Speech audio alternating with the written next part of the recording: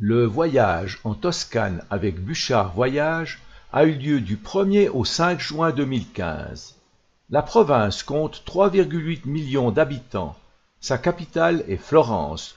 Nous avons établi nos quartiers à Lucca, dans le Grand Hôtel Guinigi Best Western.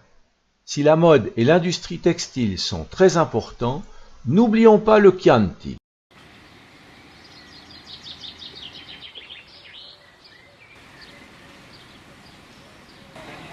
2 juin, 8 heures du matin. Chacun rejoint sa place dans le bus pour un trajet de 45 minutes environ. Notre première visite fut consacrée à Pise. Son origine très ancienne reste mal connue avant l'ère étrusque puis romaine, où la localité joua un rôle important de port maritime entre Gênes et Ostie, le port de Rome. À la fin de l'Empire romain, son déclin fut moins important que celui des autres villes alentours et sa situation portuaire, avec une importante flotte maritime, lui servit commercialement et militairement, lui permettant d'atteindre son apogée au XIIe siècle. C'est dans cette période que fut édifiée la plupart des monuments que nous allons visiter. La rivalité commerciale se développa avec Gênes et Venise. La bataille navale de Meloria, en 1284, mit fin à l'hégémonie pisane.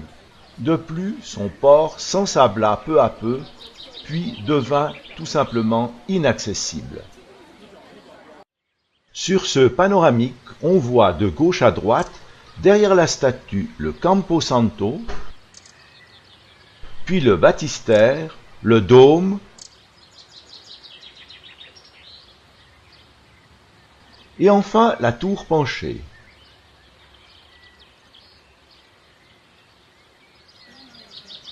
Cette place du dôme ou Piazza dei Miracoli, classée au patrimoine mondial de l'UNESCO en 1987, est entourée d'un solide mur d'enceinte. Nous débutons notre visite par le baptistère de Saint-Jean de Pise, commencé en 1153 par l'architecte Diotti Salvi, interrompu à la fin du XIIe siècle et repris en 1260 par Nicola Pisano pour la structure générale et son fils Giovanni pour les décorations extérieures. L'édifice fut terminé en 1363 par Cellino di Nese avec sa coupole gothique. Nous avons donc successivement un style roman d'origine pisane et lombard, puis gothique.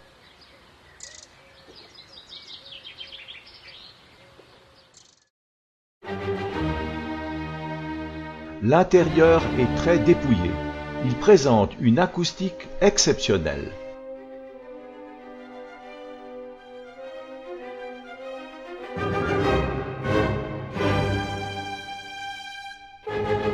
La chaire fut sculptée en 1260 par Nicola Pisano.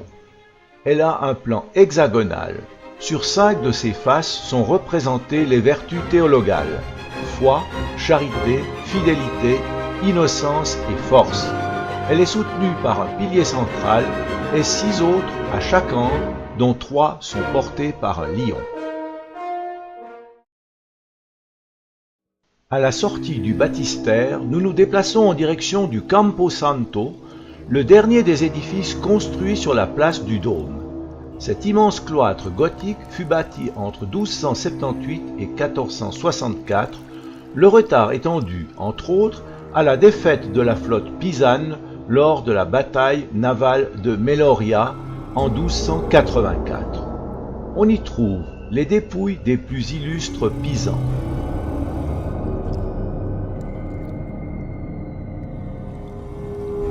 Il y a également une énorme collection de sarcophages romains, dont certains avec leurs sculptures d'urnes funéraires. Le mobilier d'art funéraire embrasse les périodes étrusques, romaines, médiévales, Renaissance jusqu'au XXe siècle.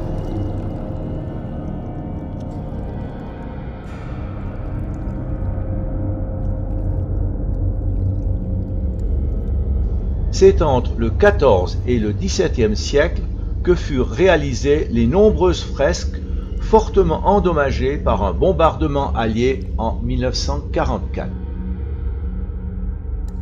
Le triomphe de la mort, c'est une série de fresques dont celle devant nous, peinte au XIVe siècle, peut être en relation avec la Grande Peste et pour conjurer le mauvais sort.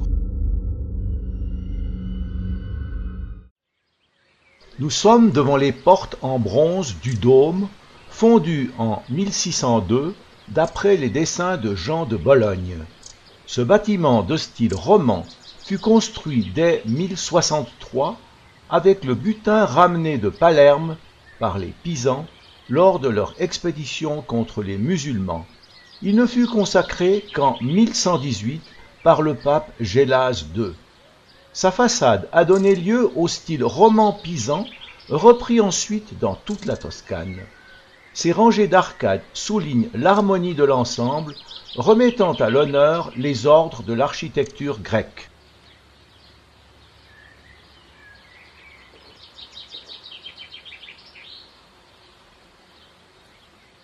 L'intérieur est constitué de 5 nefs d'une longueur de 100 mètres, agrémentées d'un plafond à caissons dorés, datant du XVIIe siècle, avec les armoiries des Médicis.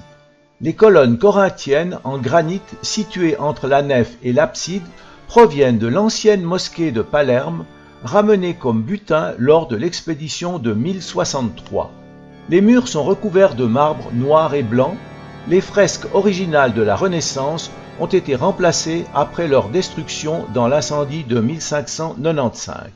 La grande mosaïque de l'abside représente le Christ en majesté, entouré par la Vierge et Saint Jean l'Évangéliste. Il a miraculeusement survécu à l'incendie de 1595. La chaire sculptée par Giovanni Pisano repose sur 6 colonnes de porphyre et 5 piliers représentant des figures allégoriques et religieuses. Œuvre majeure de la sculpture médiévale, elle a été épargnée par l'incendie et déplacée pendant la Restauration. Ce n'est qu'en 1926 qu'elle fut redécouverte et remise à sa place. L'autel de style gothique italien est de Giambologna.